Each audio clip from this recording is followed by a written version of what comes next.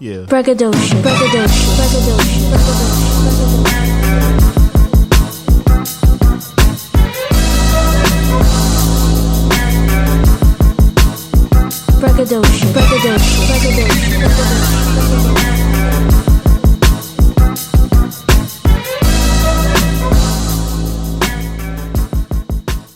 Yo, it's your boy Boomy Trill Figure, Diamond Against the Hill Figure. Is another episode of the Braggadocio Show. We on episode 7. Yeah, 7, my boy. We on 7. We on 7. You know what I'm saying? I got your other boy in here. Yeah, it's your boy Nino. What's up, y'all? What's up? You know what I'm saying? On the side of me. And guess what? We got another guest, another hard-hitting episode. And this time we're trying to educate you in the business, or let's say side hustle for right now. Side hustle sector of the world that you're missing in your mind right now. And I got my girl right here. What's your name? Shantae. Okay, Shantae. Yep. Okay, so what's the deal today? How your day going? It's going good. Everything is good. My still is tied. So that pissed me off. You say your steel? My Steelers. What is that? Oh, she's talking about Pittsburgh. Oh, you watch football? I'm a Steelers fan. Oh, okay. That's why I had to push it back because I was watching the game. Oh, okay. That's what's up. Just know I don't watch sports. So don't ask me about nothing with sports. I know we nothing. gonna leave it right there. I mean, it's cool. He probably knows something about some sports, but I am lost when it comes to sports, basketball, all that. I know a little bit. Now I gotta put a little bit. If it ain't track and field, I'm not fucking with it. You know what I'm saying? So yeah, other than that, my day been cool. Okay, that's good. So I know you your side hustles in the Airbnb section, and or is it Airbnb? I don't know. I feel like I'm saying it wrong. Airbnb. So how your side hustle go in that sector? Like, I want to know just to run down how you got started and what made you get started. Okay, so how I got started was very, very simple. I was living at home, and right. The pandemic. Mm-hmm. You got that pandemic money, okay? Yeah, no PPP though, no PPP. Oh, okay. About to say, like, you was out here doing SBA, PPP, banning them, huh? None of that. But so I was living at home with my mom, and I wanted to move out, but I really liked living rent free, and so. Who doesn't live in rent? Like right, rent free was like I could travel, I could save, I could do whatever I wanted to do. Basically, I didn't have no responsibilities, but I needed to move, and so the only thing that crossed my mind was how can I live rent free? And the Airbnb was like, I knew people who was doing it, and they said it was paying their rent and the rent at the Airbnb, and I said, oh, that's cool. So that was my only goal, was to pay the rent there and quote unquote live rent free. And so ever since then, I had that goal in mind, and I researched on how to get started and went from there. It took off. Okay, so so how long did your research process take? Because I like. That intrigues me. I love the little rent free. I know you love the little rent free. So how long was your research process? Was it like what I'm asking is like, did you watch a bunch of YouTube videos? Did you take a course? Did you get information from friends? Like how that work? All of the above. So what I first started doing was watching YouTube videos, and the YouTube videos, and actually there was this podcast, and there was a girl on this podcast, and she talked about her Airbnb business, and I was like, oh, okay, this is really dope. Everybody's making it sound super, super simple. And after watching a few YouTube videos for about like 3 weeks or so, I reached out to some people who I knew in Houston who were doing it. And it just turned out that they were offering a class. And so I took a class with them. And after I took the class, I hit somebody else up because I still wasn't sure. So I hit somebody else up who did it, and I was like, let me take you to lunch and you tell me the game. And so I took somebody to lunch, and they kind of told me the ins and outs. And so now I had it from 3 different angles, and I was like, at this point, I'm just scared. I got the money, I got everything, so I just need to start. And so then I just went from there. Okay, so you had the fear of like just getting started. Let's say it's fear of getting started. Absolutely, because I was like, okay, if this does not work, this is gonna suck.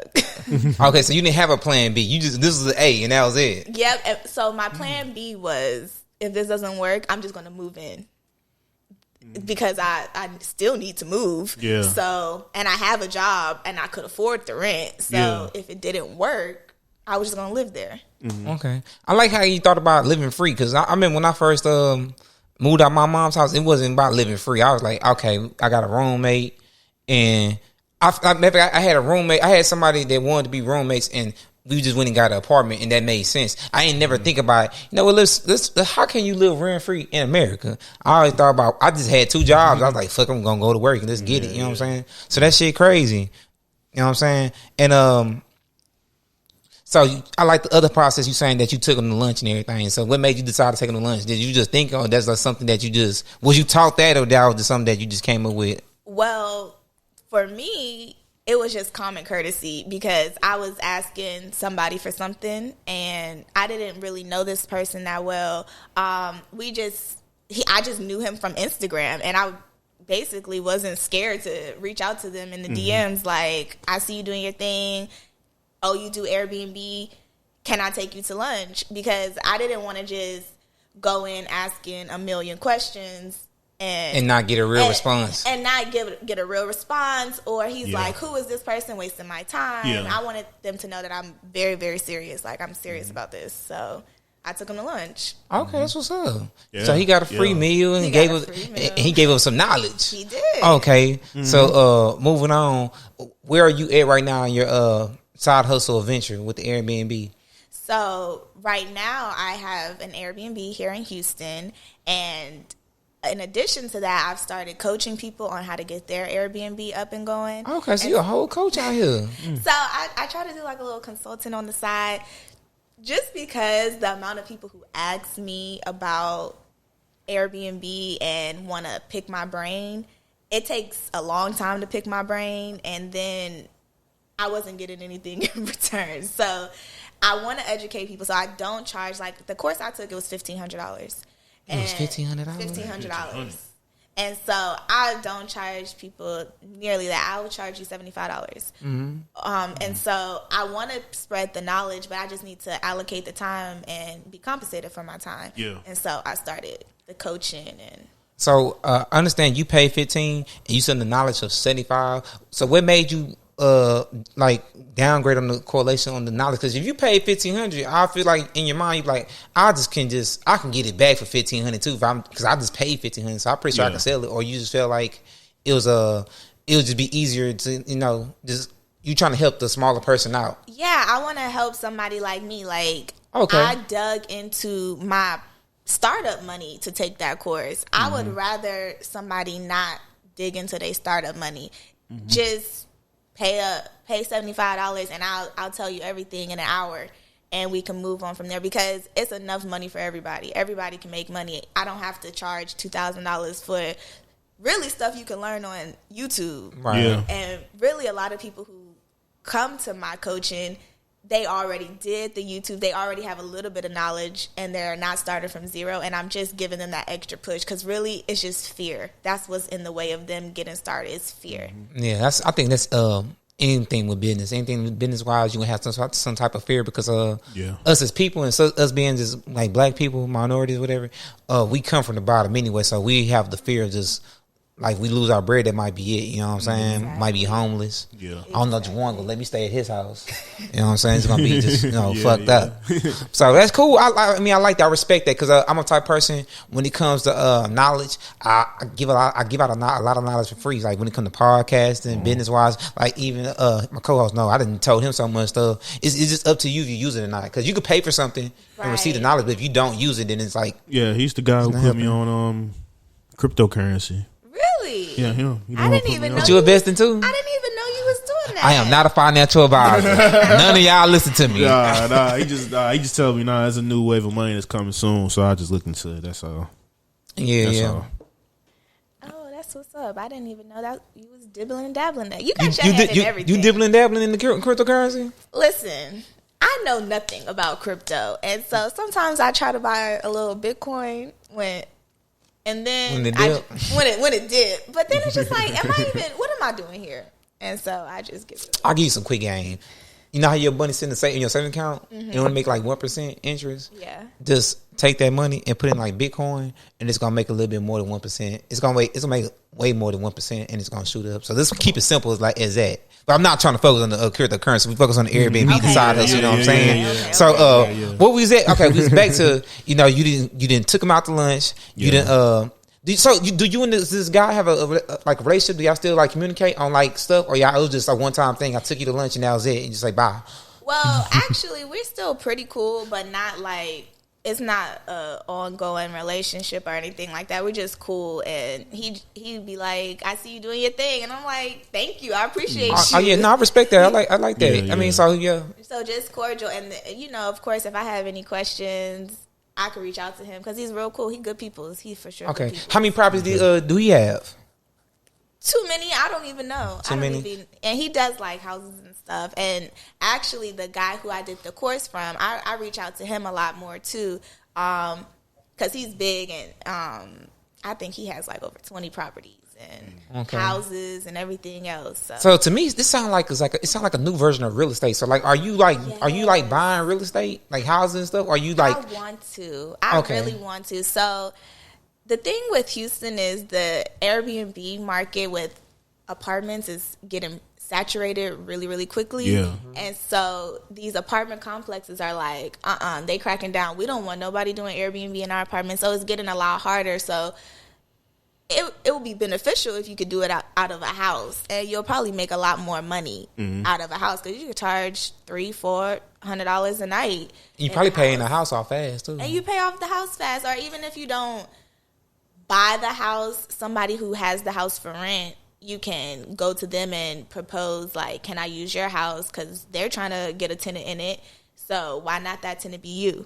And so you could propose to them, I'll give you your first month's rent. I'll give you your last month's rent if you allow me to do short-term rentals. And you don't necessarily have to say Airbnb. You could just say, this is my business model. This is my business plan. I do rental arbitrage. I do short-term rentals. Or you could say I do long-term rentals, and you have guests that stay from like 4 to 9 weeks or however long. So when you talk to a landlord, it's a little bit different because you got to make it seem beneficial to them.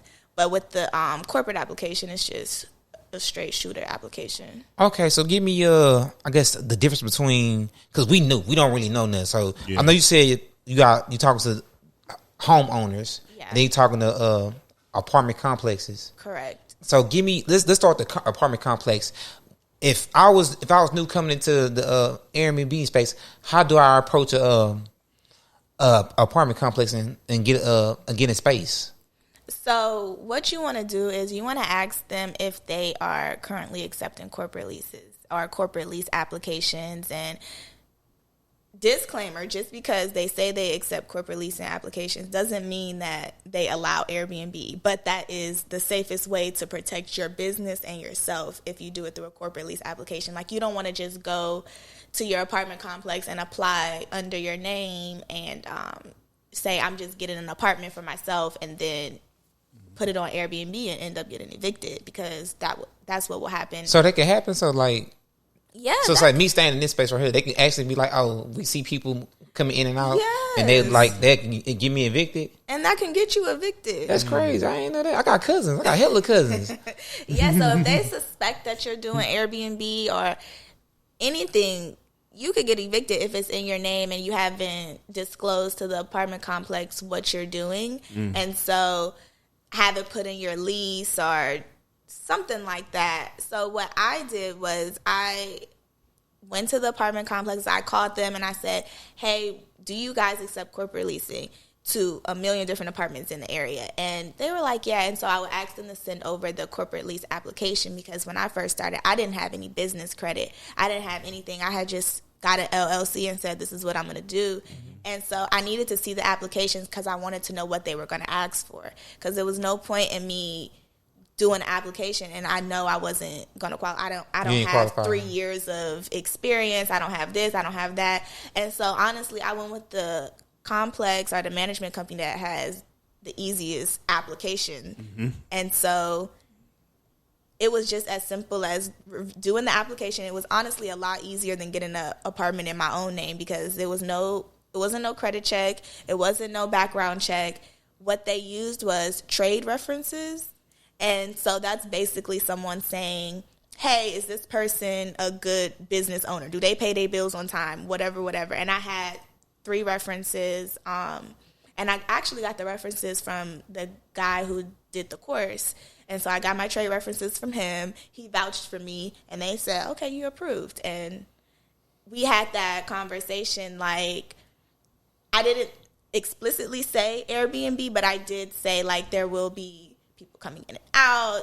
This is not going to be my primary residence. So you said that in the corporate trade lease thing, or you told them over the phone? I just told them in person. I just said it face to face. Like, this is what it's going to be. Are you guys okay with that? And they said, I mean, is your rent going to be paid on time?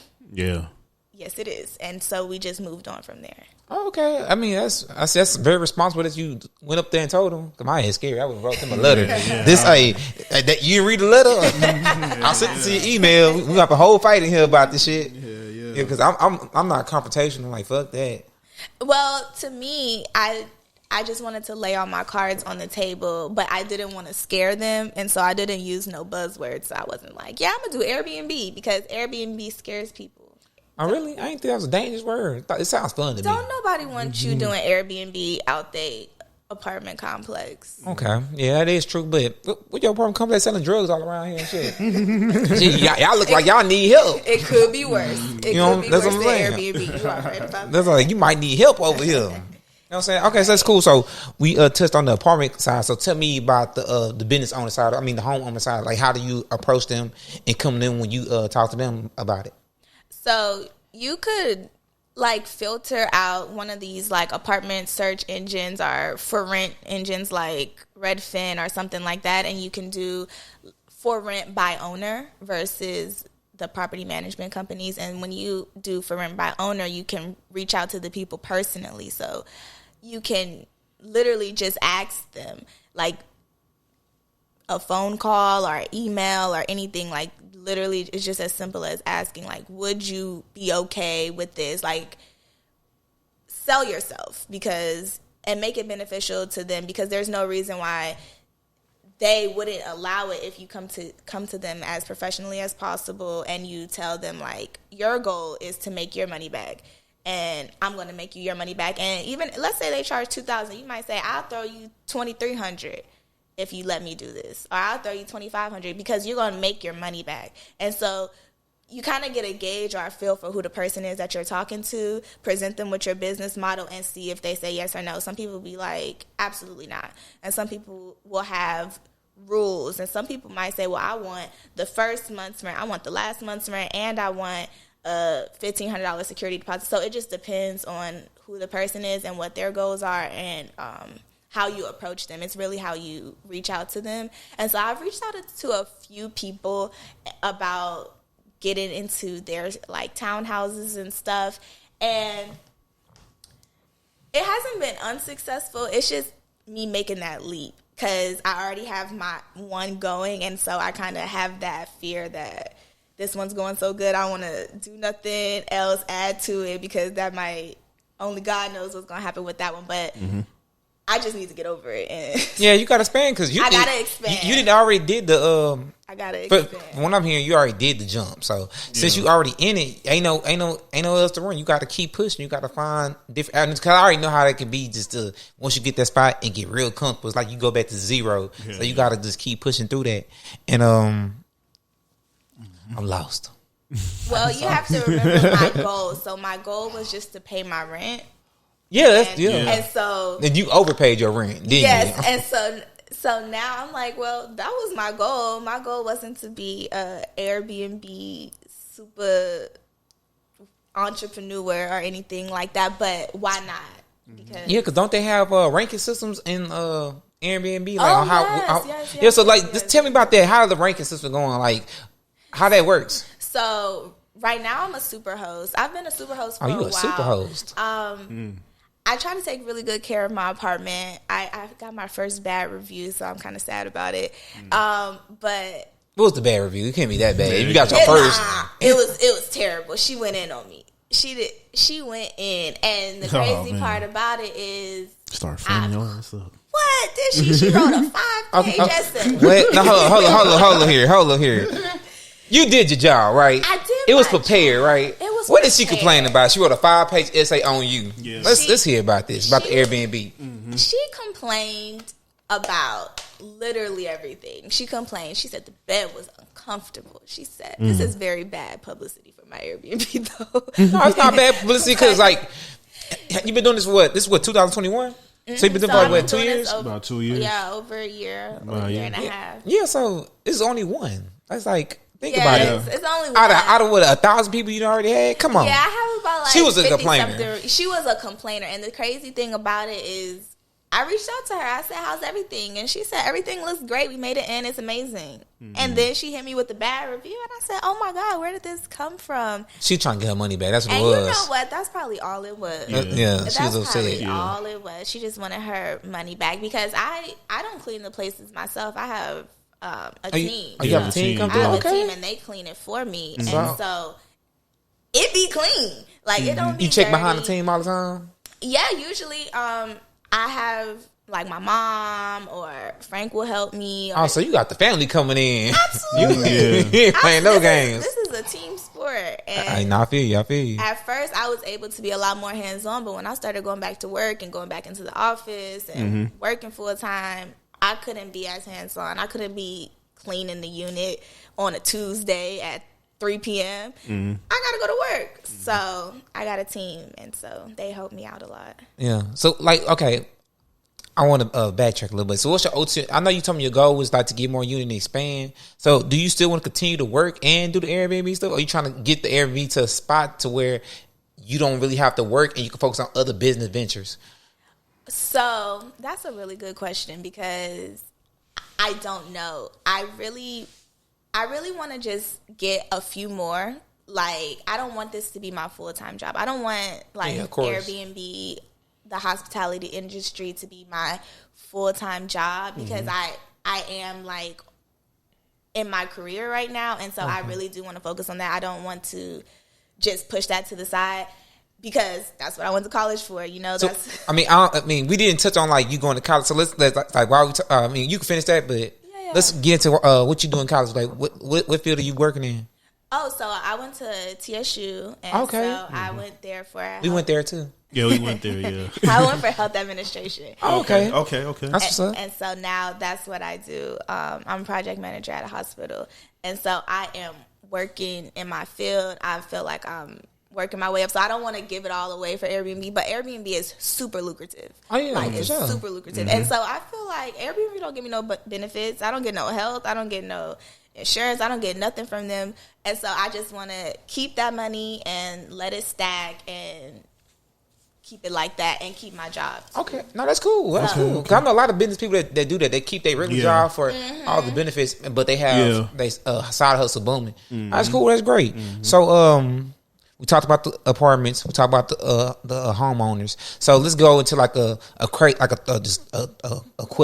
like a random person might have, right? Just say, I'm ready to get out this apartment. Okay. I'm just done with it. I'm tired of it. It's a hole in the door. I got to get out of here. No, it's actually a hole in the door. I got to get out of here. And I'm very upset. So and I still have time on my lease.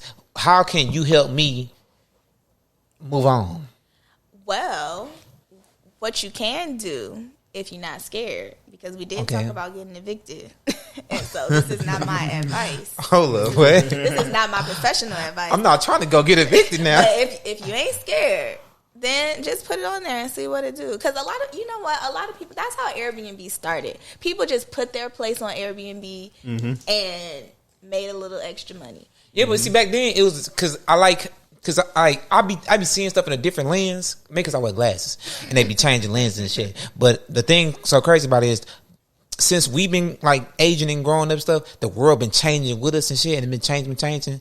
And like I say, now we in the digital money and shit now. So when Airbnb came out, it was literally like they were trying to take the hotel business out, and everybody's like, the hotel business gonna go down and crash. But it ended up thriving and shit, because at first they was like trying to sue Airbnb and shit for like all type of shit. Same thing with Uber Eats and all that stuff with the taxi cabs and stuff. You know what I mean? But instead we found space that it all could still work. So that's been cool, you know. Yeah, so if you got a few months left on your lease, probably nothing.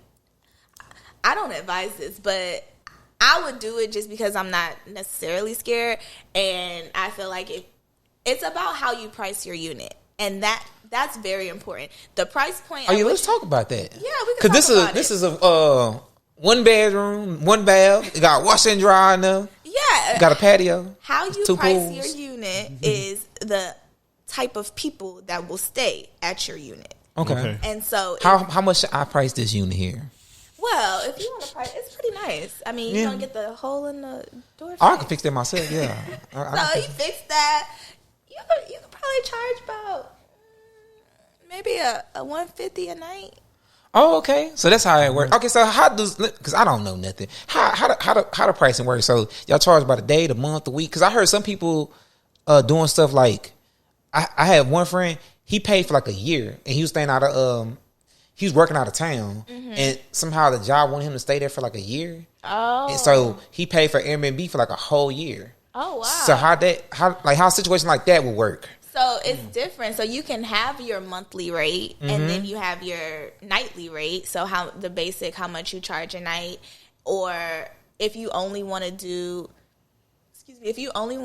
like long-term stays, then you can do like how much you want to charge for the month, and I would just double the rent or however much money you actually want to make.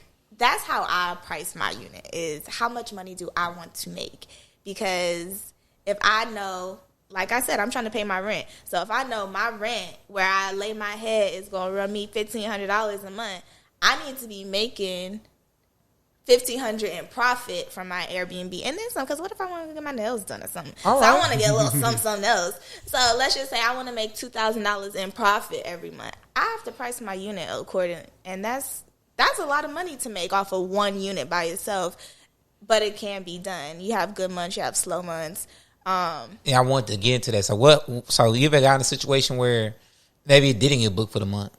Well, I can tell y'all my worst month was the month where it was the freeze, the winter storm. February, yes, that was the first month that I didn't make any profit. I just made my rent.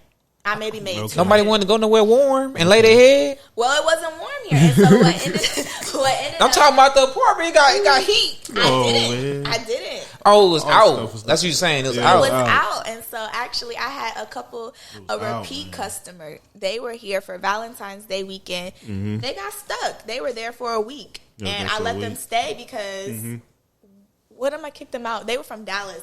How am I gonna kick them out? Where am I telling them to go? They can't get on the roads. Yeah. I don't even have electricity, so they freezing in my apartment. Yeah. And so so I thought the price would just go up. Yeah, you stay here any longer. Come on. I'm hurting your feelings. No. I just let them stay there and that hurt my business, letting them stay there, but I felt like that was the right thing to do. Yeah, I feel you. I know, I applaud you on that. That was good. That's wonderful right there. Cause my ass, y'all ass have been, get the fuck out of here. It's like, he is evil. I would have got the biggest bad review in that motherfucker. Well, I was stuck too. I was stuck in Colorado at the time. Oh my God. He was out of town. I was out of town. And so I didn't stay at an Airbnb in Colorado. I stayed at a hotel, but I was like, damn, I wish this hotel would have said I could stay here for the week for free since I can't go home. Yeah. But I just thought that was just a nice thing to do. And so that was the first month. But consistently since I started, I've made a profit. And every month the profit goes up. Because at first I was lowballing my prices because I didn't know how much to charge. I didn't know, like, I could charge a little bit more for a one bed, one bath in the middle of the city, right next to everything. I didn't know how much I could charge. I really had to start looking at what my competitors are charging. And I was like, okay, well, they charging this much, let me charge this much. There's no reason why I should be charging $60 a night. Let me up my price. So yeah, I went. We had to go up on that. I had to go up on the price. You about to have crackheads standing up for that joint. I was. And so to my point, back what we were saying earlier, what you price your unit at is the type of clients you will get or the type of guests you will get. And so I've been fortunate enough to not really get any crazy guests. I've had a rapper, quote unquote. So it was a bunch of weed smoke everywhere, huh? Man, was it? I already know. Yeah. They was from Cali too. So, and then he said, "I don't even smoke." Oh, really? Let me send you these pictures. Oh, so that's another good question. So you got security cameras in the Airbnb? I don't. I feel like that's a little invasive. What you think? You'll stay at a place that got cameras? Is it against the policy? Is it against the? It's not. It's not. Oh, you can. Okay, so no, this is what I'm saying. I feel like because I had an Airbnb back on my birthday. You remember that day, right? Yeah, I remember. Okay. And there's actually a camera just sitting like how that one is, right? Yeah, it was. I remember. Yeah, and I don't think it's a bad thing, but I think it's it lets even if it's on or off or it don't matter. It should be on, but yeah, it let the guests know and the people know who got it. Is like just don't do no dumb shit, right? You know what I'm saying? Yeah. Because what ended up happening was everybody noticed and it was like, yeah, we just gonna smoke outside, and that was smart. So again, them be like, Yeah, they were on their best behavior because they knew that they were. Yeah, for sure. Watched. And then if they just think about this. That could be like extra fee in a sense in my mind. I don't know how it go, but let's say they unplugged it. Because that one you can just clearly go unplug it, right? So if they go unplug it, you could be like, so why y'all cut my cameras off? Yeah. You know what? You know that's extra fee. You ain't read the fine print, huh? You can charge extra fees for literally anything. I think I charge like a $7 fee if you ruin my towels with your makeup. If you because that's what women do anyway. You got all white towels, right? I got gray towels just because I didn't want to deal with my towels being ruined. Yeah. But if you like ruin my sheets and ruin my towels, it's just $7 fee. If you smoke, it's $300 fee. But I have a balcony. Smoke outside. Yeah, that's what I'm saying. So I was like, oh shit. The one at the hotel cheaper. I'm just playing. Smoke outside, and if I don't know, you don't get charged with a fee. But if I know, I'm gonna get my $300. Yeah, so every time. Yeah, you might want to get you some little cameras in and put it down. Yeah, you might as well. Yeah, might as well put some little cameras in there. No, you know what I'm saying? So the camera, I had a Ring doorbell, and it just felt invasive. But the Ring's outside, ain't it? Yeah, it's outside, and so you would just see who's coming in and coming out. And I mean, that has to be annoying because you're really not there, so it's like going off and on whoever passed by. Yeah, and I'm like, I don't know these people. I don't need to be looking at who they are, and so I opted out. But a lot of people do, and I think that if I got a house, I would probably do cameras. There's something the Airbnb I'm talking about. It was a house, and it makes sense. I don't care. I'll do whatever. You know what I'm saying? Because I don't trust people because I just know people lie. People gonna lie. So anything can happen. So I'm like, it's crazy. People lie. You know, so a little off topic. When did you graduate from TSU? In 2018. Oh, okay, for sure. So you got your bachelor's? Yeah. So you going to get your master's or you got it already? I got my master's. Oh, okay, what you got your master's in? You was at my dinner. I sure was at the dinner. I sure was. We going through the thing, the podcast. See, this is the thing about you making it personal. Oh my Lord. Like, I'm gonna tell Frank about this. I'm like, she got off track. Well, like we not doing the show. Yeah, okay. Yes, I got my master's. I went to Texas Women's because I work in a medical center, and that's also in the medical center. And okay, that's good. I just took classes there on Saturdays, and I finished my master's in 2020. 2019, 2020, one of the 2020. I think it was 2020. That's when I finished my master's, and I'm not going back to school. No PhD. You done with school? I'm done with school. Going back to school. I'm not going. Well, if I find PhDs are like doctorate programs are really like. I feel like you have to be passionate about what you're doing because you're going to be doing it for a long time. For a long time. And I just want to know if I'm going back to school for 5-6 more years, I need to know I'm passionate about it. And I'm not passionate about nothing enough to go to school for 5 more years right now. So. Oh, no, for sure. The degree we got is the hustle degree. It's straight hustling. Yeah, so if you ain't hustling, you ain't grinding. Yeah. Okay. You know what I'm saying? What did y'all go to school for? Oh, communications. Yeah, communications. Radio, television, and film. Hence the setup. Hence the podcast. Oh, you got a whole production company. Yeah. Like you need videos done, photography done. You need a DJ. You need a producer. All that beat you heard, he made that. Yeah, I did. All that. Yeah, okay. He do intro and outro music. You need wedding music. He got all that. You know, he do it all. Dope. For sure. That's super dope. You need bounce music. He the bounce king. He got all that. Tell him your name, man. Yeah, my name is Nino. Nineaux. It's YouTube. I think the YouTube the same, but I might be wrong. I don't know. Just look it up on YouTube. For sure. You know what I mean? Welcome to the realm. That's it. So the spelling of your name, is that a Louisiana thing? Yeah. You don't see it? I thought You don't see it? Yeah, I mean, what? It's a side story, man. You don't see it? I do not. He not a regular black. You don't see it? I do not. He looks regular black to me. Guess what he He's black. What you ain't gonna guess? I think he's black. He's Creole. Yeah, he called me about this all the time. You spicy black. Wow. Basically, yeah. Okay.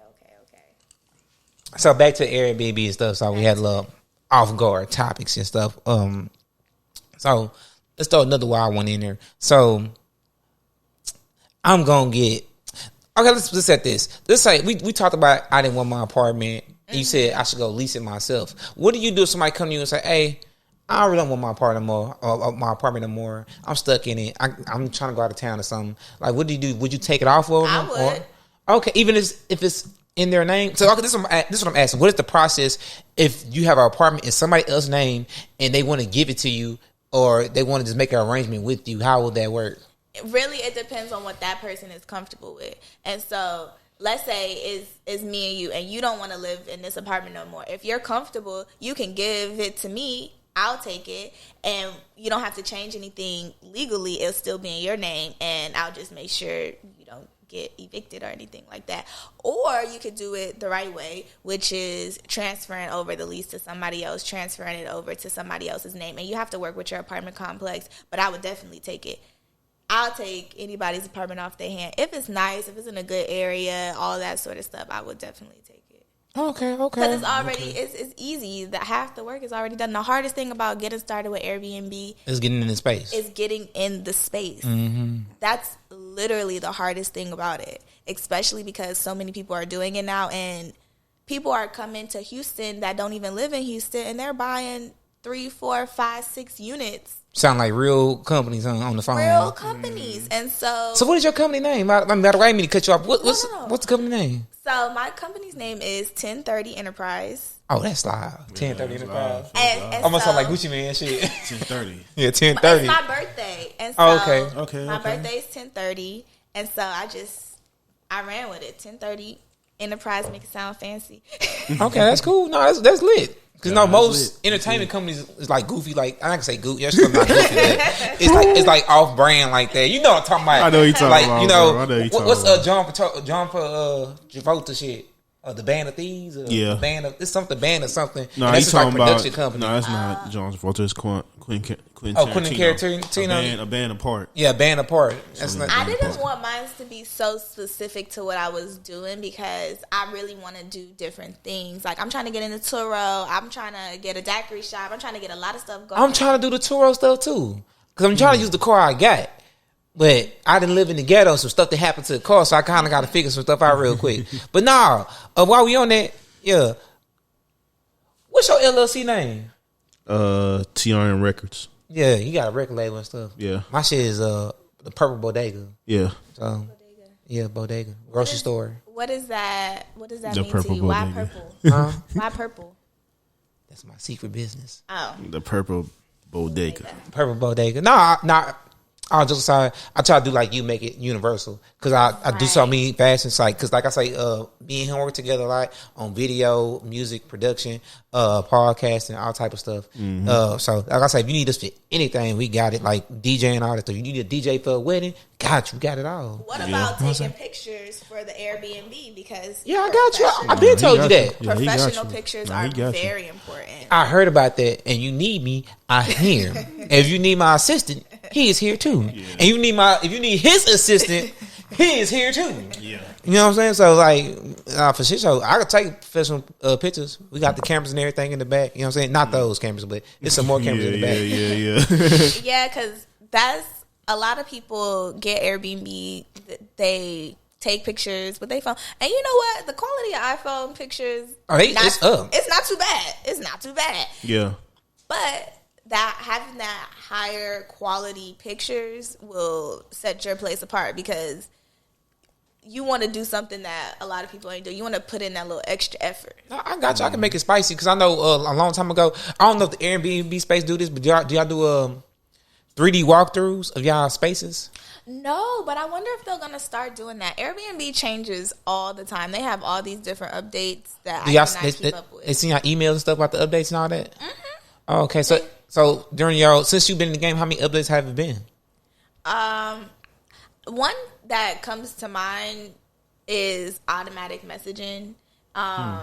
To automatically respond to, like, let's say... Oh, the guest, so I feel like I'm talking to you, but you really at work. Because I never responded. So that's one of the big ones, because I remember when I first started, I used a third-party company, and I was paying for them to send automatic messages for me. Mm-hmm. But now Airbnb does that. They have their automatic messaging system. That's cool. So let's say you a couple bucks. Mm-hmm. It's good. It's good. Because third parties, y'all always used to be like the elite, and then the popular be like, all right. Hell yeah. I think that Airbnb, like you said, it's all right. The third party, it was very like, it was tailored to that. Yeah, because it was specific. Yeah, exactly. It was very, very specific, and it already had like the templates, and like Airbnb, they don't have the templates of what you could say. So when I did mine, I didn't have to think about what I want to say. It gave me directions to 123 Apple Street, and I was like, okay, just plug in my street here. And so the third party, it's called Host Tools. If anybody wants to use that. Okay, yeah, cool. So, throw some gifts out there for people. It's called Host Tools. That's the one I used to use. Okay, so that was really good. But yeah, definitely doesn't. So what about do you allow people to have like parties and stuff? Do you get them type of messages? You know what messages I get the most are underage kids asking me if they can book if they're under 18. And I sadly tell them no. Because why you can't do it at your mama house? What's going on? And so... Yeah, that is kind of odd. You must got them rich kids, because I would never think about getting on Airbnb.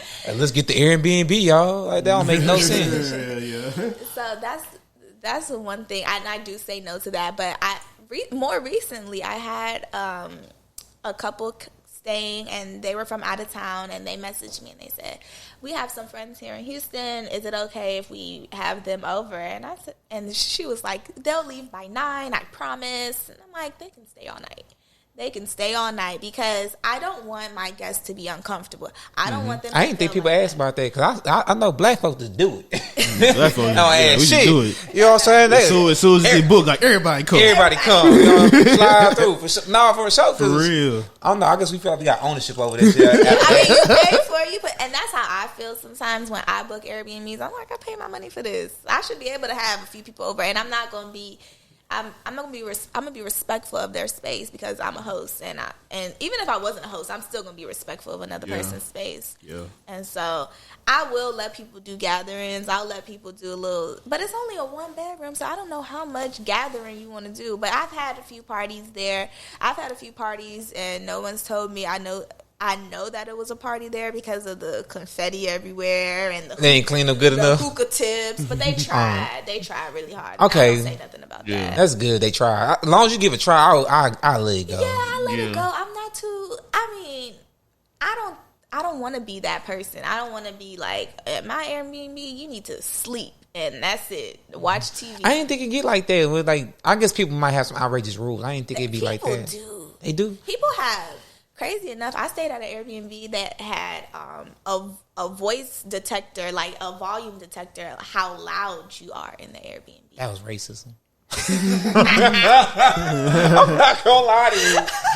I'm not gonna lie to you. That's just racism. That's pure racism. That's some bullshit. Ain't no way.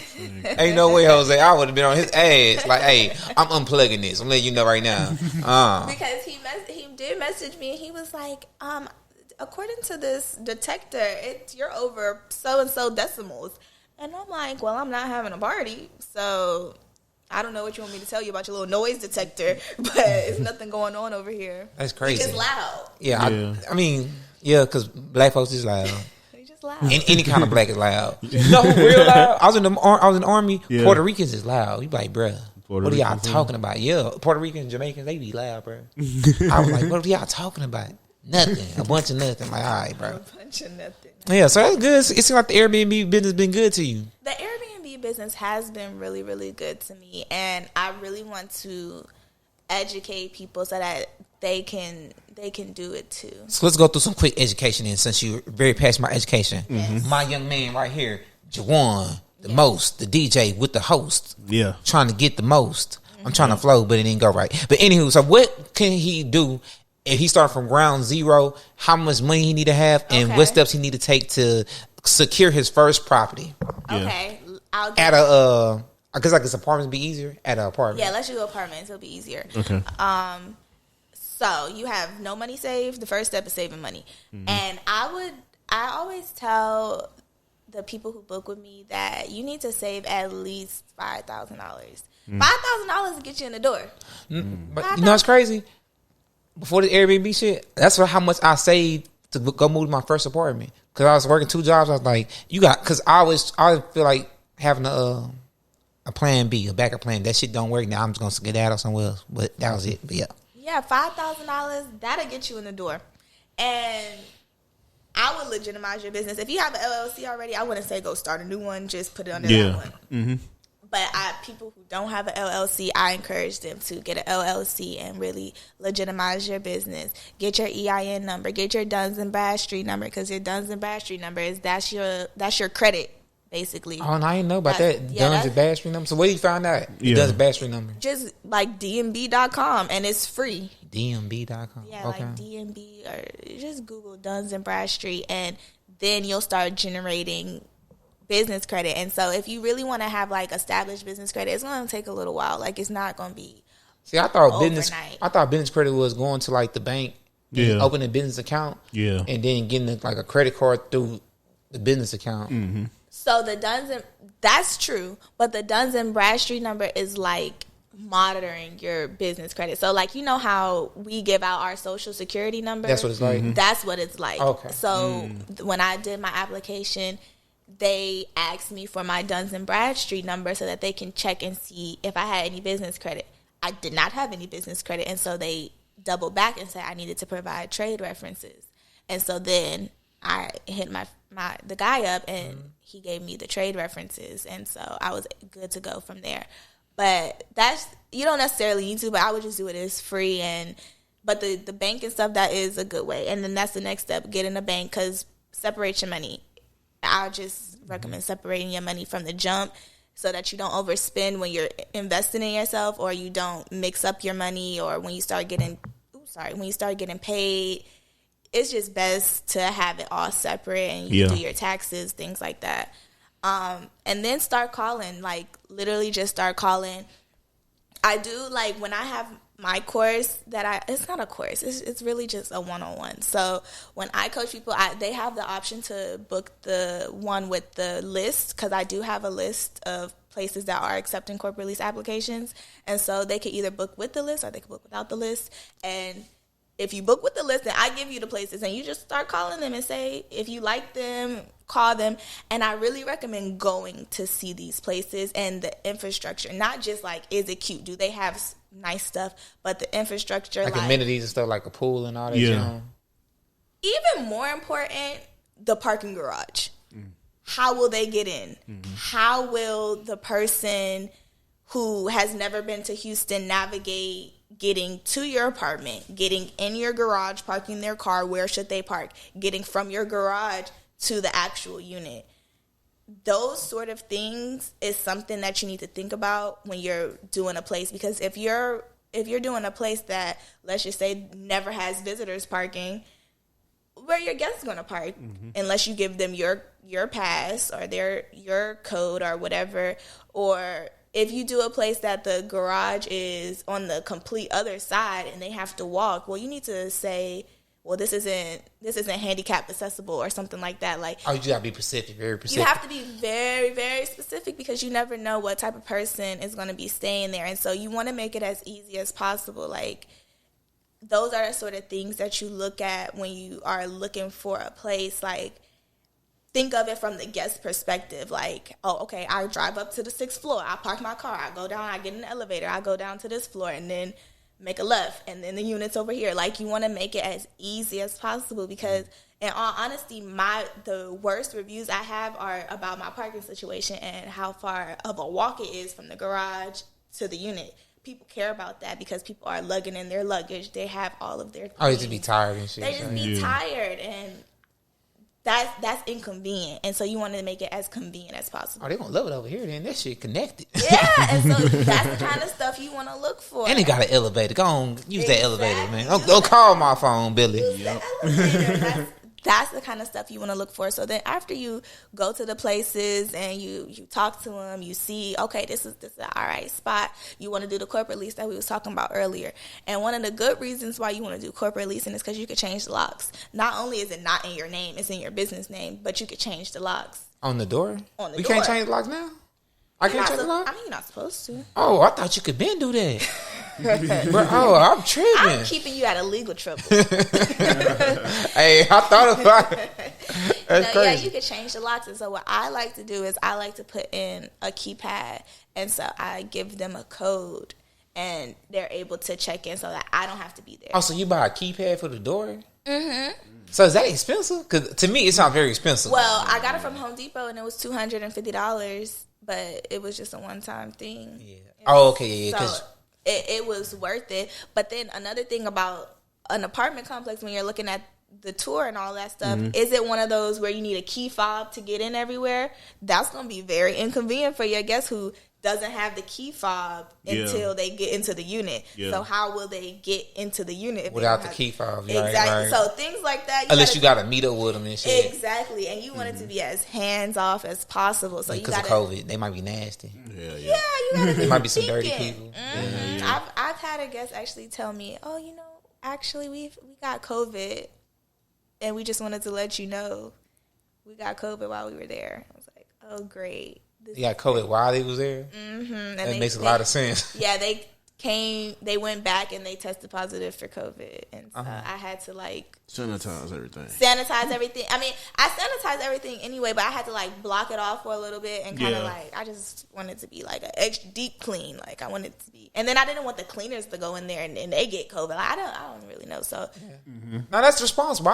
That's responsible because you ain't gonna get this deep with somebody in the business. This is good that you're getting this information. Yeah, so you have your money, you go shopping, you found your place, and now you go shopping, and I recommend getting a storage unit or something like that and just piling up the stuff. If you see stuff, buy it. So what stuff are you... Okay, so what's the storage unit? Because I'm doing me out for the storage unit. What are we putting in the storage unit? Your couch, your bed, Because you're buying this stuff as you see it on sale because we're saving money and we're not going to go cash out on the furniture and stuff. Because I'm tripping. Apartments come empty in a month. I'm tripping. Absolutely. No, I forgot. I'm in my head if you get an apartment, it's already furnished. But I feel you. It's you got to buy it. Right? Yeah. So start collecting your furniture. Start collecting your TVs, whatever you want to have in there. Yep. And I give out a shopping list so that you got a shopping list too? Yeah, I have a shopping list. Oh, you need to make a whole ebook for this. Just sell the ebook. You think so? Maybe I should. Yeah. I mean, I feel like if you have people, because I watch the game, okay, if you have people talk to you, maybe you should charge a little more because they have this one-on-one talk to you. Yeah. But if they just want to get the knowledge, just sell them the ebook. Because then everything in the ebook, and then you're not talking to them. They got what they need to got, and then boom, that's it. Yeah. It's $15. Okay. Nah, 15. That's 75. You said you really? Would you pay that much? Would you pay that much? On ebook, bro? I'm really different. So I'm the wrong person to ask about this. I didn't invest my money in the Forex. I didn't invest my money in the future bonds. I invested in myself. So I was gonna pay for the Toro course, and that was $1,500. And who course I paid for? Matter of fact, Wall Street Trapper. Yeah. He was selling 3 books for $60, and they was all ebooks, and I paid for that. What was it about? Stocks. How to buy, sell stocks, and Wall Street Trapper. Okay. Make money on stocks and stuff like that. So I just feel like it's $75. You don't mind investing in yourself. Yeah, you just put in the book. You know what I'm saying? But think about the person who's already broke and they trying to do this because they need some money because they don't have no money. But the thing about it is, why I say put in the ebook is, some people retarded. I'm sorry to say that. Some people retarded. They're going to talk to you. And then unless you give them a little bit of access to you, you're going to kind of feel why are you calling me again? We just had a whole long... Did you not take notes? You're going to be like that. They do. And you making the ebook is hey, this is me taking the notes for you. Here the ebook. And then if you want to talk to me, we can have an hour conversation. Just pay a little more. And boom, we into that. You know what I'm saying? Yeah, I'm trying to get you some more income. You know what I'm saying? So the ebook going to be $75. Okay. The conversation going to be $150. Okay. All right. You Not for real. That's how you do it. Because 75. Because as you build your brand, you making yourself more exclusive and more popular and stuff like that. That's true. You know what I'm saying? That's true. So you don't want to like half the stuff is Googleable. Like they really want the odds. Like you said, they go YouTube, they go search for it. Exactly. You know what I'm saying? People are lazy though. Exactly. So for them being lazy, they got to pay the fee. Yeah. Because I'm real lazy, so I pay the fee. And I respect the price. The price is the price. That's the price. Okay. You know what I'm saying? I'll consider that. But yeah, I respect that. I do all that. You go shopping. You do all that, and then it's just time to move in and get it listed. And it's really that simple. Like so, when you move in and get it listed, how fast? When I get my first clientele, I listed it and got booked the same day. The first day I had it listed was the first day I had my booking. The first day you got a list, first day you had your booking, so like it's the same within day? hours. Within hours, like So is it still like because I'm just asking, is Airbnb like on an algorithm? Is it a special algorithm is on? Well, okay, so if you're a super host, then the algorithm pushes you up to the top. Okay. And so you are you're more likely to show up in people's searches and things like that. Okay, that's so good. That helps. But they do kind of have an algorithm for people who just started their Airbnb. So if you got a new posting or a new listing, they kind of do push you up so that people can book and then you can get your reviews and like they don't want you to not be booked because they want you to make money. Okay. But it's really just a matter of doing your research, getting your money together, and doing it. And now, if you don't have any sense of design, style, or anything like that, hire somebody or call a girl that you know or even a guy. And have them decorate. So how much you pay for the decorator? I decorated myself. I mean, that's you, but I'm talking about the off-brand person. I'm talking about young Juwan over here that's need help. I don't know. I don't know how much a decorator costs. Okay, so get your mama, your sister. Yeah, call your sister, your auntie, somebody that's in these Facebook groups that love decorating or something like that. But so what's a good desired space? Because I live in a one. Mm-hmm. So what's a good desired space for an Airbnb? Is it ones? Is it twos? Is it threes? I think that more people like 2 bedrooms. I think people like 2 bedrooms because they probably be traveling with their friends or something. Yeah, because one bedrooms are going to be marketed towards couples or business people or people like doing short stays or someone by themselves doing a long stay. But 2 bedrooms is a little bit more versatile. So I think like if I get my next one, I think I'll do 2 bedrooms, 2 baths. Okay, so this one is a one? Okay. This is a 1-1. Oh, okay. So next one too. So what's your estimated time for you to get the second one? Before the year is over. Oh, okay. I've been procrastinating. It's gonna be another apartment, or you shooting for a house this time? I was shooting for a house, but I have this stuff sitting in storage because I have all the furniture and I have like everything already bought. And the only thing I need to buy is a mattress. And so at this point, I am wasting money on a storage unit because a storage unit is sitting full of furniture. And I just need to sign a lease somewhere and get it going. Yeah, so you could pay for itself. Yeah, because I'm procrastinating. Stop procrastinating. I'm procrastinating. Yep. I'm doing a terrible job. I'm procrastinating. Okay, that's good. But I feel like I have more to lose now because when I was at home, I didn't have no rent. I didn't have no bills. And my plan was, if it didn't work, I was just going to move in there. Now. Okay, so what you got to lose? Okay, let's ask. Let me ask this question, right? When you started, right? Because you might have said it, maybe I missed it. I don't know, but you got the Airbnb. Mm-hmm. How long took you to move out of your family's house? Because did you get the Airbnb first? 3 months. Okay, so you got the Airbnb first. Yep. And then you got your a location for yourself. Mm-hmm. 3 months later. 3 months later. Okay. All right. So it took 3 months to get the Airbnb. No, the Airbnb was like, how long did it take to start to finish? Get it? Probably took about like a month and a half. Okay, maybe. so you got it in a month, and then after 3 months, then I moved. Oh, and got your own spot. Mm-hmm. So it sounds like it's real lucrative. Cause so you got in 1 month, and 3 months later you got your own spot. That sounds like it's pretty good. It's really, really lucrative. It's super lucrative. I recommend anybody to do it. So like, what's the everyday responsibilities that you got to do when you just starting off? What's like the everyday responsibilities you got to get up? That's an excellent question. Mm-hmm. The everyday responsibilities is you really want to make it your goal to not have to do anything every day. That should be your main goal. And so basically with your guests, you really want to have everything laid out and precise and specific as possible and detailed as possible so that they're not asking you a million questions.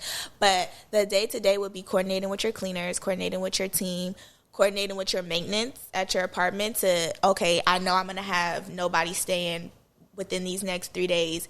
Anything that, like right now, I need to get my ice machine fixed in the refrigerator. And so the apartment you had to go in there and fix it? Yeah. So you have to coordinate, okay, I have a space, I have a gap. Let me go and have maintenance come.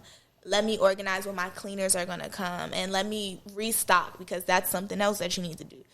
Them paper towels don't get in there by themselves. My cleaner doesn't bring them. So I need to go and make sure that I got towels. I have toilet paper. I have Q-tips and little So basically your spot is fully furnished with everything like kitchenware, all that stuff. Yeah, I need to make sure I have coffee because people love their coffee. So I need to make sure that you got a Keurig in there? I do. Everybody got a Keurig. I was like, damn. Definitely. I got to make sure that my place is fully stocked, and that's like the day-to-day. But I wouldn't necessarily say it's every day because every day you're just managing. You're managing your bookings, your requests, your reservations, the people that are there, and it's just whatever they need. But if you're super detailed, people won't need as much. Okay, so how it is? Because I know you said you went to Colorado with it, right? Mm-hmm. How is it when you're not in town to watch over your businesses? It's scary. It's scary. It's very scary. So you were scared to go on like vacation and stuff when you was doing it? Absolutely, because I was very nervous that. Right now, I live 10 minutes away from my Airbnb, so if anybody ever needs anything, I can be there. You can actually show up. And so, not being there is a little like nerve-wracking, but you just gotta know that you did everything. And what I try to do is, like, if I have a guest checking in, that's when I try to be the most available, because that's when they'll have the most questions is when they're checking in. Like, oh my God, I can't find it. Okay, well, did you pay attention? But anyways, making sure that they get checked in, because from there they don't really have too many questions unless they're like, where are the extra sheets or something like that. Oh, you keep extra sheets in there? Because I have a pull-out couch. Oh, okay. And so that I could fit more people in there. Oh, that makes sense. Oh, pull-out couch. So I say 4. I say I could fit 4 people in my Airbnb. So, okay, that's cool. So, yeah, more people, more money. More people, more money. Facts. Yeah, it's very, very simple. It's very, very straightforward. The day-to-day it's not gruesome at all. Just managing your calendar. One thing I do like to stay on top of is, like, how much I'm pricing it. So, like, slower times, I'll price it a little lower. But summertime... Oh, so it changes around the year. It changes around the year. So, what's summertime look like? It's booming? Summertime is booming. Business booming. People come to Houston like it's a vacation spot. People come to Houston like it's Tulum. But you I don't know if you keep it with like the news. You know, everybody come to Houston, like not Houston, but everybody going to Austin, Texas, and stuff. Like Elon Musk, he building a Tesla factory and shit down there. But they're making so there's a lot. I just seen an article the other day about the Airbnb industry in Austin and stuff, and they're talking about how they're really trying to make it really difficult for you to do Airbnb in Austin because. First of all, the people who are going to be moving there, they're not going to have anywhere to live because people are buying up their Airbnb and you're going to have to go through them to get a place to live. Like the same thing that sort of was, I seen something about like in New Orleans, like in the surrounding areas near Bourbon Street, like you can't really get an Airbnb there because, well, you shouldn't be allowed to do Airbnb because it's making it hard for people to actually live there. Like it's it's like gentrification. That's like the downside of Airbnb. You go up and you buy up the entire third ward, and now you can only get an Airbnb there, but you can't actually live there. That's not necessarily good for the community, and so that's like kind of the downside because it's low key. Like if it gets like to a bigger scale, like it's low key gentrification. That's all it is. Yeah, it's gonna be empty houses. Nobody can rent a house. Nobody can because everybody done did Airbnb. So. I mean, it makes sense. I don't know. Third world already been getting gentrified. I don't know how worse it can get, but I know OST from Yellowstone to Sunnyside, it been getting worse, but they more. See, I don't know if you be in this area a lot, but they building a lot of condos, and I don't know if you look down the street, it's a whole new apartment complex that's being built right now. So that's something you might want to hop on because it's like right down the street, and it's in the middle of downtown. That's a good location. We in the middle. Medical Center, downtown Houston, Galleria area, the Energy Corridor, Midtown. Those are all good places. Oh yeah, Midtown. So but they've been all type of futuristic houses between Third Ward and here. It's like crazy looking. So they should be like some nice spots. Yeah. So what's your next spot? What area are you shooting for? I really like the Galleria area. I'm in the Galleria area and I like it. It's been good to me. It's because of the mall, huh? Well, Houston doesn't have no landmarks, so they treat the mall as if that's the tourist location. I mean, it really is. I worked there for 5 years. That shit, that's a real tourist location. It's a tourist attraction. That's people say, people. I wouldn't necessarily say people come to Houston to go to the Galleria, but I would say that it's definitely on their things to do. That's what my cousin just did this weekend. Y'all want to hear a fun fact? Y'all know the Galleria don't pay for electricity. Not electricity, they don't pay for air conditioning. They don't. What do you mean? It's the property, right? Mm-hmm. So they got the property. So all the stores pay for air conditioning. Oh. Yeah. You know what I'm saying? So each store in there has to pay for their own electricity. Yeah, they pay for the air conditioning. So Galleria don't really have air conditioning. Oh, they're eating. Okay. Yeah. So they don't pay a air bill, electricity bill, I guess. Oh, I never knew that. Okay. Yeah. That is a fun fact. Something I learned, because when it got hot one year, we all had to keep the doors open for the mall. Shit was crazy. Really? Yeah. That sounds a bit ghetto. The Galleria is ghetto. I'm just letting you know. It gets crazy down there. Galleria town, the Sharps town. Yeah, for sure. Quick. But I like the Galleria area. I do like, I like the Medical Center area too. Yeah, some real nice houses. Medical Center is pretty profitable. If you can get in the Medical Center and the thing with the Medical Center is you got to get a place where the rent is not too high because you don't want it cutting into your profit. So the goal is to find a place where the rent is as cheap as possible, but it's as nice as possible. No, that's a good question. So, what's a good rent to look for? I would say for a 1 bedroom, 1 bath, anywhere between if you can do less than 12, that's cool. But it's gonna be hard in the 610 loop. You're not really gonna find that much for less than $1,200, and so anywhere between like 12 to 16, maybe 16 is kind of pushing it, but like for a 1 bedroom, I would say anywhere between 12 and 16. You should got your second spot over here. Because when I moved in, they was giving us I think I got a month free. Oh, really? Yeah, I got a COVID special. So I got a crazy deal because it was during the pandemic the prices for everybody fucked up. Yeah, it was really, really cheap. It was really, really cheap. Because I was like, I got in at a good time. Because now when I'm looking for places, I can't find places as cheap as I got my place. Yeah, I heard that prices stupid down right now. Yeah, I heard they charge like $3,000 for certain spots. I'm like, my gosh, one of my the people that I coached, they paid $1,800, and then the place said, and we want 15% off of that too, since you're doing Airbnb. For real? Oh, they said it wrong. They must have told them straight up. They did. They told them, and that's how much. And I mean, they're doing well. And they said they wanted 15%. The place asked for 15%. 15% of every booking. I would have told them that I'm not doing this one.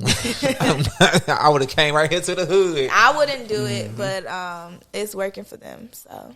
Okay, for sure. Because that's like I be telling people about like this area and stuff, like Holly Hall, Old City. Like you go across the bridge and just look around. It's actually a lot of like they have these duplex townhomes that they building. So it look like a whole house, but it's a half a house. So you get like either part and Airbnb it out. I would want to do a townhouse in this area. That's what I'm saying. It's some real nice ones. So you went to the address before? Mm-hmm. Okay.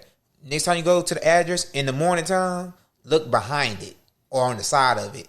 Oh, okay. Those are brand new homes that like I think some of them just got like bought up now, but like during COVID, dude, they was completely empty. Yeah, it was empty. And they steady building more because there's some people from Detroit. Mm-hmm. There's like a group of people coming out here and they've been coming out here and buying them land and redoing the houses and stuff like that. Really? Yeah. We had talked to them. Doing. Yeah, but I've been telling about us black people to come together and work as a team. It's the capital. Getting the capital to do things. But if you have business credit, then you could leverage your business credit and get lines of credit, and you don't have to use your money.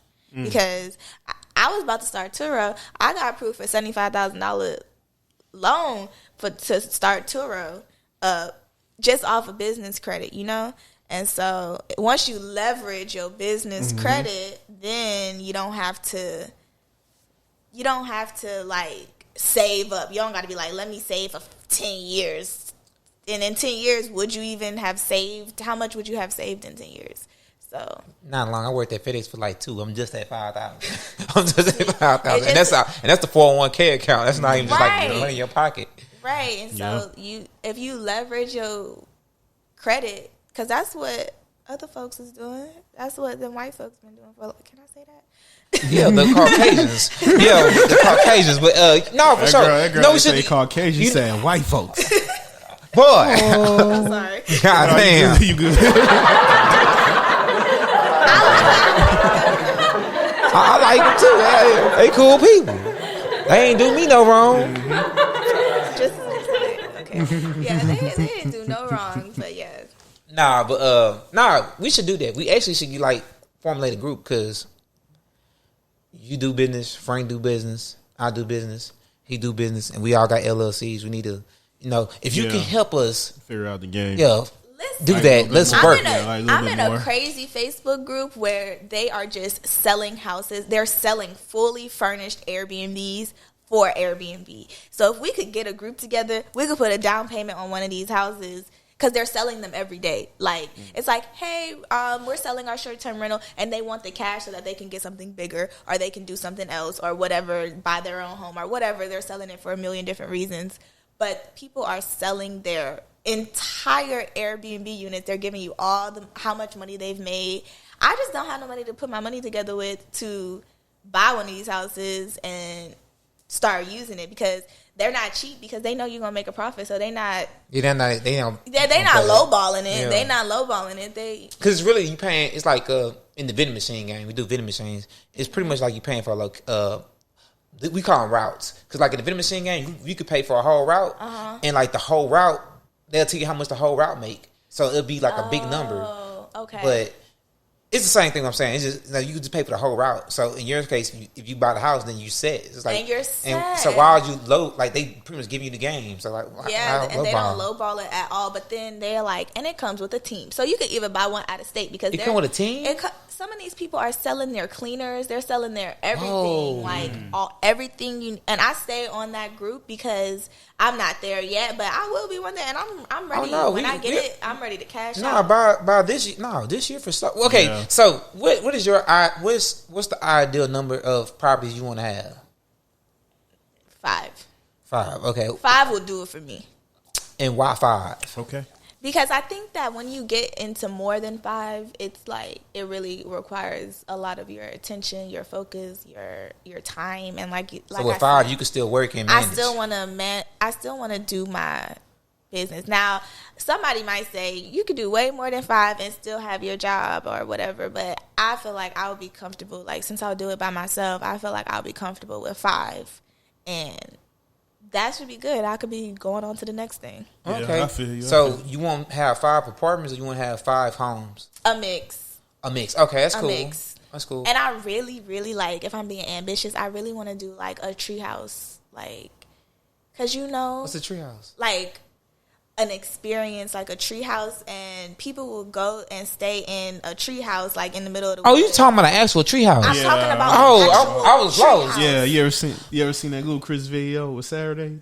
Nigga, that's the treehouse. Nah, I really haven't. Really? Yeah, you have to look at. Y'all have to give me an example what treehouse is. I'm thinking about little kids treehouse when y'all say treehouse. Nah, they have. I think they have one like near San Antonio, Austin. I seen one before that, but. Yeah, they're really popular near Austin. Yeah, they're super popular. But that's because we got the land out here too. But like when we have to import a tree, like a big ass tree, to just be able to hold a house within the tree, maybe.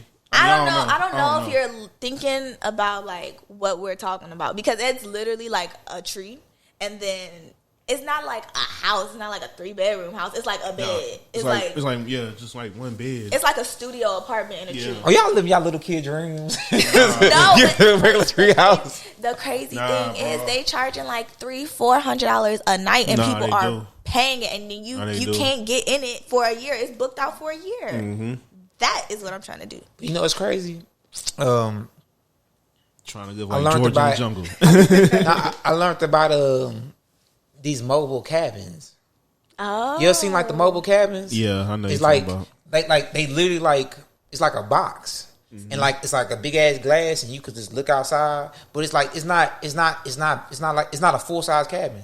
It's literally like a mobile cabin. Like it's so like it's small. It's literally like a bed. Mm-hmm. Wash your hands, poop and stuff or whatever, and that's it. It's a cabin. People will pay for that. Nah, I know. I gotta find it. It's on Instagram or whatever. But it's like literally a cabin. That's the kind of stuff, like, if you can get away from, like, cookie cutter and you can start providing experiences for people pay for Instagrammable experiences or just stuff that they don't think that everybody else is doing. That's what's popular right now. Oh, no, for sure. Because, see, I work at FedEx. I drove around, like, Houston. It's a lot of, like, I call them, like, modern homes, or, like, they like real nice, like, technical-wise, like, they look real nice, like the marble and shit like that. Oh. I want to get into something like that. If I could find me like a construction team to build shit like that and make that an Airbnb system, like just like luxurious home style, that'd be cool. Luxury Airbnbs, and then people like will come. They'll shoot music videos and exactly. all sort of stuff. Like you could use it.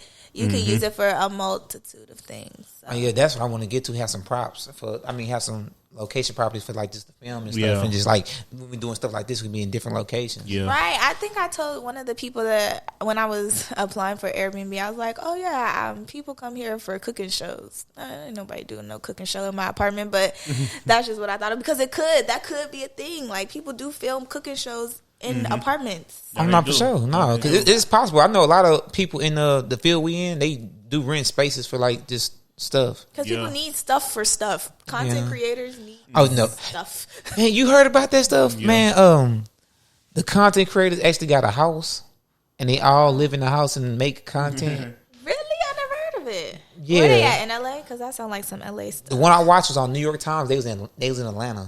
So a lot of the black content house. I mean, a lot of black folks we watch on social media, they in this content house. Yeah. Like a lot of the younger ones, not the older ones, but a lot of the younger ones are in this house. Cool. Yeah, it's different. I never thought about that. So it's like a mansion type house. So I don't know if they're renting it or they own it, but it's a lot of them to stay in the house. I'm pretty sure they Airbnb in it. Let me not say I'm pretty sure they Airbnb. They probably paid for it. You think they outright paid for a place that they wouldn't be staying there? They partially rented it. They probably partially rented it. Yeah. Because you can't have that many people creating content, man. Y'all not doing nothing. Yeah, but it's really to bring them all together so they can make more content and steady make content. When you bring people together, that's what we have to do. Like we can't be. When I say we, I mean black people. Like we can't be afraid to come together and build together.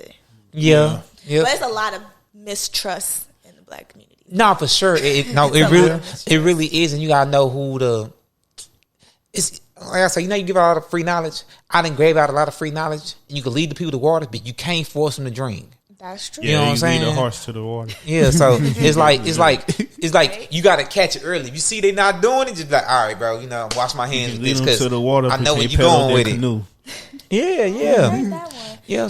So for sure. So we should do that. We should get together and I know people that's interested in doing that too, like being a part of a team.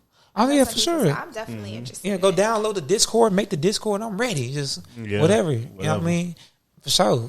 Because all I need to know is how to get the business credit. And once that happens, we should. Yeah, and I can definitely tell you about a few different ways to start building up your business credit, just off of what I learned and just one thing that I do right now to help build my business credit is I use the Shell Fleet Card, and that's how I pay for my gas. So it's designated for people who have fleets of cars. Or so you get your tour on early. You was already getting it on. Yeah, but I just use it to pay for my gas. And, okay. And I just slowly but surely, I just pay that credit card off on time and use it for my oil changes and stuff like that. Okay. Very simple. But yeah, there's plenty of different ways to build your business credit. getting lines of credit, applying for business credit cards, all sort of stuff. I could tell you all about it. Yeah, That's another episode. Oh man, no, I can't be no different episode. I'm trying to learn more about that right now. Oh no, for sure. Now I really appreciate this episode. This was like phenomenal. I like it for sure. Yeah, we did learn some shit. Yeah, we're gonna have to get after this we're gonna have to have a real long talk about like getting this team together. No, for sure. We need to get our business credit up. I was helpful. I hope I dropped some gems for y'all. I hope I gave y'all. Oh no, I'm not for sure. I'm hoping people find you, and this can lead them to bring you more businesses. Because no, you got it. Yeah, well, you can follow me on Instagram. Oh yeah. Let's run down that. What's your Instagram? What's all your social media platforms that we can find you on? You can follow me on Instagram at Shante _ and you can add my TikTok because I'm really trying to get popping on TikTok. So you can add me on TikTok at 1030BNB. That's my little Airbnb TikTok thing that I got going on. Or I have a website. So if you go you got a website? I have a website. So if you go to my Instagram, you could. I didn't buy my domain, so just go to my Instagram, click the link in my bio, and then that's where you can see like the coaching and all that, like the different prices, the calendar, and pretty much everything I have to offer. Okay, we gotta remember you're a super host, so I am a super host. You're giving us luxury. I am a super You know what I'm saying? You was being real on this podcast, so we know we getting the game for sure. So I'm being real. I really want everybody to win. It's a lot of money. Oh no, for sure. And you got to lead the way, like you said. You was being lazy. Hey, it's about to be 2022. Before the year end, you got to at least get another spot. Yeah. Because by the end of 2022, I want you to be at that 5. We got to get the 5. Yeah. We got to get the 5. Y'all right. For sure. Because once you get the 5, then you can help Frank, help me, then help him. Like my friend, we trying to live rent free too. Yeah, I am struggling. Just remember that. That's the goal. Rent free. Don't get this apartment confused. I am struggling. That's a 50-inch TV. That is small. I need better. It's a dog back there. Really? It's literally a dog back there. We living bad. Where your doggy at? It's back there. Okay. Yeah, you did. So I'm glad you came on. Thank you, Shante. This is episode 7. I believe. Yeah, 7. Yeah, we kind of keep asking.